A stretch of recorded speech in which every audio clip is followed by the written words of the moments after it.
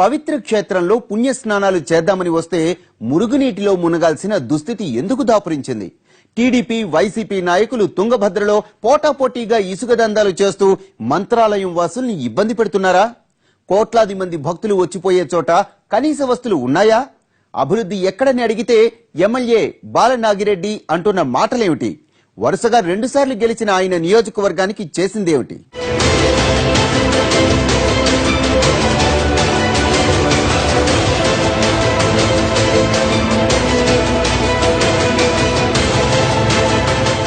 పవిత్ర పుణ్యక్షేత్రం, గురు రాఘవేంద్రుడు కొలువైన దివ్యధామం తుంగభద్ర ఒడ్డునే ఆధ్యాత్మిక పరిమళాలు వెదజల్లుతోంది మంత్రాలయం.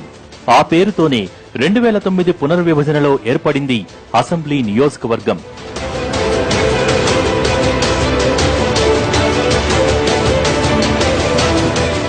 మంత్రాలయం, కోసిగి, పెద్ద కడుబూరు, కౌతాళం మండలాలు ఈ సెగ్మెంట్ పరిధిలో ఉన్నాయి. 2009లో తొలిసారి ఎన్నికలు జరగ్గా అప్పుడు టీడీపీ నుంచి గెలిచారు బాలనాగిరెడ్డి. తర్వాత ఆయన వైసీపీలోకి జంపై 2014లో ఆ పార్టీ తరపున పోటీ చేశారు.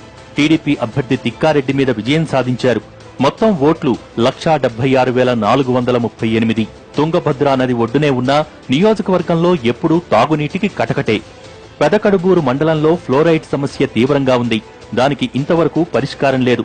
ప్రధాన రహదారులు పర్వాలేదనిపిస్తున్నా గ్రామాల్లో ఇంటర్నల్ రోడ్లు అధ్వానంగా ఉన్నాయి. మంత్రాలయం రాఘవేంద్ర కాలనీలోనే సరిగా లేవు. ఐఏఎస్ అధికారి ప్రద్యుమ్న దత్తత తీసుకున్నాక పరిస్థితి కాస్త మెరుగుపడింది తప్ప పూర్తి సదుపాయాలు సమకూరలేదు. కోసిగి, పెదకడుబూరు, కౌతాళం మండలాల్లోనూ ఇదే పరిస్థితి.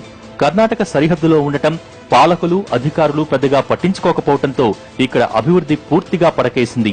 ఇక్కడ మన రోడ్లు చూసినట్లయితే చాలా ఘోరంగా, ఇక్కడ అసలు వర్షం వచ్చినట్లయితే కన్నా బయట తిరిగి కూడా తిరగలేము, ఇక్కడ కాలు కూడా పెట్టలేము. డ్రైనేజ్ వ్యవస్థ అయితే చాలా ఘోరంగా ఉంది.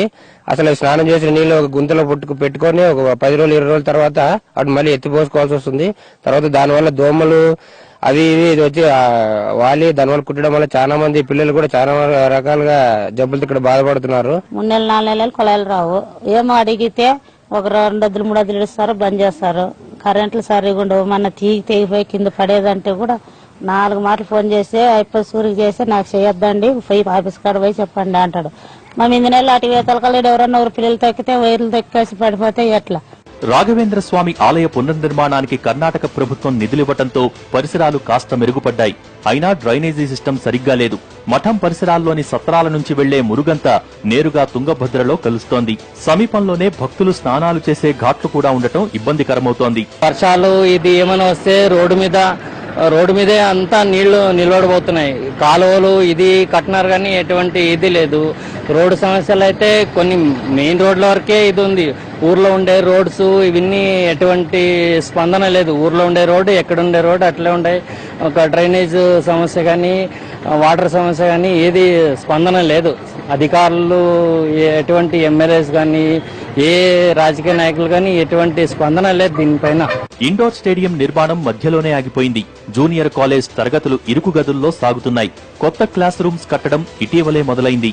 ఈ నియోజకవర్గ పరిధిలో తుంగభద్ర ఇసుక పుష్కలంగా ఉంది. ఇదే కొంతమందికి కాసులు కురిపిస్తోంది. టీడీపీ వైసీపీ నాయకులు పోటీలు పడి మరీ అక్రమ తవ్వకాలు చేస్తున్నారు. పేరుకు ఉచితమైన, స్థానికులకు ఎక్కడా ఫ్రీగా ఇసుక దొరకదు. దందాలు చేస్తున్న ముఠాలు కర్ణాటకకు తరలిస్తున్నాయి. కానీ పోలీస్, రెవెన్యూ అధికారులు ఆ విషయం తెలియనట్టే నటిస్తున్నారు. అడపాదడపా ట్రాక్టర్లను సీజ్ చేయడం మినహా పెద్ద గద్దలపై చర్యలు తీసుకున్న దాఖలాలు లేవు. ఇక్కడ నుండి వివిధ అక్కడ కర్ణాటక పోతుంది, ఇక్కడ లబ్ధిదారులకు పోతుంది. ప్రభుత్వం ఇల్లు కట్టుకోమని చెప్తుంది. ఆ ఇల్లు కట్టుకునే వాళ్ళు ఇల్లు కట్టుకుని తీసుకుపోతుంటే ఇక్కడ పోలీసులు, ఎంఆర్ఓలు పట్టుకుంటారు. ఒక థియేటర్కి ఫైన్ వేస్తారు. ప్రభుత్వమే ఫైన్ వేస్తుంది. మరి పక్క ప్రభుత్వమే ఉచితంగా అంటుంది. చెంపగడ్డ దెబ్బ కొట్టినట్ల 20,000 30,000 ఉసుకనే. మరి అది లబ్ధిదారుడు ఉసుక యజమాని ఏం చేస్తాడు? కాంట్రాక్ట్ ఇప్పుడు ఉసుక దొరకదు, ఫ్రీ అక్కడ నెల్లి వస్తే ఎంఆర్ఓలు పోలీసు వాళ్ళు పట్టుకుంటున్నారు అని చెప్పి అక్కడ 3,000 రూపాయలు ఎవరైతే నిరుపేద ఇల్లు కట్టుకుంటున్నాడో వాళ్ళ మీద వీళ్ళు కాంట్రాక్ట్లు అయితే వాళ్ళ మీద వేస్తారు. ఇక్కడ సాగునీటికి ఎప్పుడూ కరువే. గురు రాఘవేంద్ర ప్రాజెక్టుతో పాటు దానికి అనుబంధంగా ఉన్న ఎత్తిపోతలలు ఏవీ పూర్తి కాకపోవడంతో రైతుల సమస్యలు తీరటం లేదు. బసలదొడ్డి లిఫ్ట్ స్కీమ్ పూర్తయినా నీటితో నింపకపోవడంతో ఉపయోగం లేకుండా పోయింది. ఇంకో 30 కోట్ల దాకా ఖర్చు చేస్తే తప్ప పులికనుమ ప్రాజెక్టు పూర్తి కాదు. చాలా కాలం అటవీ అనుమతుల సమస్య వెంటాడిన ఈ ప్రాజెక్టును పూర్తి చేయాలన్న చిత్తశుద్ధి కరవైంది. ఇక ఆర్డీఎస్ గా పిలిచే రాజోలి బండ డైవర్షన్ స్కీమ్ ఒకవైపు తెలంగాణ, మరోవైపు కర్ణాటకతో ఎప్పుడూ వివాదాల్లోనే ఉంటోంది. తాను ప్రతిపక్ష ఎమ్మెల్యేనే అయినందునే నియోజకవర్గ అభివృద్ధి నిధులు ఇవ్వటం లేదంటున్నారు బాలనాగిరెడ్డి. కాంగ్రెస్ అధికారంలో ఉన్నప్పుడు ప్రతిపాదించిన R&B రోడ్లు తప్ప ఇంకేం డెవలప్మెంట్ జరగలేదని, ఏదైనా చేద్దామంటే జన్మభూమి కమిటీల వల్లే సమస్యలు వస్తున్నాయంటున్నారాయన. ఎంపీ తమ పార్టీ నాయకురాలు కావడంతో కాస్త ఉపశమనం దొరికిందన్నది బాలనాగిరెడ్డి వర్షన్. గవర్నమెంట్ నుంచి వచ్చిన ఫండ్స్ కాదు, మా ఎంపీ ఫండ్స్ లో నుంచే తేవడం జరిగింది. ఈ ఫండ్స్ కూడా దగ్గర 3 సంవత్సరాల నుంచి ఎంపీ ఫండ్స్ నుంచి 2 కోట్ల వరకు మా నియోజకవర్గం పెట్టడం జరిగింది. OHRs అయితేమి, మోటార్స్ అయితేమి, బోర్స్ అయితేమి, సీసీ రోడ్లు అయితేమి, ఇలాంటివన్నీ కమ్యూనిటీ హాల్స్ అయితేమి, ఇవన్నీ 3 సంవత్సరాలకు ఎంపీ ఫండ్స్ నుంచి 2 కోట్లు నా నియోజకవర్గం పెట్టడం జరిగింది. ప్రభుత్వం అంటే ఏవి మనకి మా ఎమ్మెల్యే ఫండ్స్ ఉండేది కూడా లేకుండా చేయడం జరిగింది. అయినా కూడా మా ఎంపీ గారి సహకారంతో నా నియోజకవర్గాన్ని ఏ ఇబ్బంది లేకుండా చూసుకొని పోతున్నాను. ఇప్పుడు ఒక ఇల్లు ఇవ్వడానికి కూడా ఎమ్మెల్యేకి అధికారం లేకుండా ఈ ప్రభుత్వం చేసింది. అయినా ఏదో జన్మభూమి కమిటీ వాళ్ళు ఇస్తేనే ఇండ్లు అంటున్నారు. ఎంతవరకు న్యాయమో మాకు తెలియడం లేదు.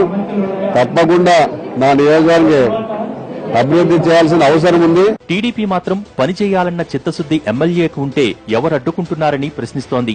అధికారంలో లేకున్నా ఎంపీ బుట్టా రేణుక కేంద్రంతో మాట్లాడి నిధులు తెస్తున్నట్టే ఈయన కూడా అసెంబ్లీలో గట్టిగా మాట్లాడి చంద్రబాబునడిగి ఎందుకు తెచ్చుకోకూడదని ప్రశ్నిస్తున్నారు అధికార పార్టీ నేతలు. కనీసం అసెంబ్లీలో మా నియోజకవర్గానికి సంబంధించిన సమస్యలపైన నోరు కూడా మెదపడు. కానీ ఇక్కడొచ్చి మాత్రం అవి చేయలేదు ఇవి చేయలేదు అంటున్నాడు. కానీ అభివృద్ధిలో ఈరోజు రోడ్లు చూస్తే ఈవెన్ విజయవాడ, హైదరాబాద్ లో లేని రోడ్లు మంత్రాలయంలో వేయించాం. మంత్రాలయం నియోజకవర్గంలో అండర్ గ్రౌండ్ డ్రైనేజీ చేశాం. ఇంకా చాలా మేము చేసేటివి ఉన్నాయి. కానీ ఇంకా ప్రజలు మాకు సహకారం ఇస్తున్నారు. ఆర్డీఎస్ రైట్ కెనాల్ కోసం 3,09,00,000 రూపాయలు DPR డీటెయిల్ ప్రాజెక్ట్ రిపోర్ట్ కోసం ఇచ్చారు. 4 TMCల వాటర్ మాకు ఉంది. ఆ 4 TMCల వాటర్ మేము తీసుకొని వస్తే కర్నూలు పార్లమెంట్ అంతా సస్యశ్యామలం అవుతుంది. ఎందుకు అడ్డుకుంటున్నారు? పనిచేసేవానికి అడ్డుకోరెవరు? నువ్వు అడగ గట్టిగా, నీకు అధికారం ఉంది కదా, చంద్రబాబు నాయుడు గారిని పోయి అడగొచ్చు కదా. మీరు అడగండి, అసెంబ్లీలో మాకు ఫండ్స్ చేయండి, నాకు అభివృద్ధి చేయాలా, నేను ఎమ్మెల్యేగా ప్రతినిధి, నేను ప్రజలకు ఏం చెప్పాలని, నేను నాకు ఓటు వేసినారని చెప్పి గట్టి మాట్లాడాలి. మాట్లాడేది ఒక్కరోజుగా అసెంబ్లీలో మాట్లాడేది మనం చూడలేదు. మొదట్లో ఈ నియోజకవర్గంలోని 4 మండలాలలో తెలుగుదేశం పార్టీ బలంగా ఉండేది. కానీ బాలనాగిరెడ్డి పార్టీ మారాక తేడా వచ్చేసింది. ప్రస్తుతం 3 మండలాలలో వైసీపీ హవా నడుస్తోంది. ఒక్క కౌతాళంలో మాత్రం అధికార పార్టీ పట్టు తగ్గలేదు. ఇక్కడ వాల్మీకి ఓటర్లు ఎక్కువ కాగా ఆ సామాజిక వర్గంలో పట్టున్న నాయకుడు మాధవరం రామిరెడ్డికి, టీడీపీ ఇన్ఛార్జి తిక్కారెడ్డికి మధ్య విభేదాలున్నాయి. అవే పార్టీకి నష్టం చేస్తున్నాయంటున్నారు కార్యకర్తలు. విభేదాలు మర్చి కలిసి నడవడంతో పాటు పాత ఓటు బ్యాంకును పునరుద్ధరించుకోకుంటే అధికార పార్టీకి కష్టమేనన్న అభిప్రాయముంది.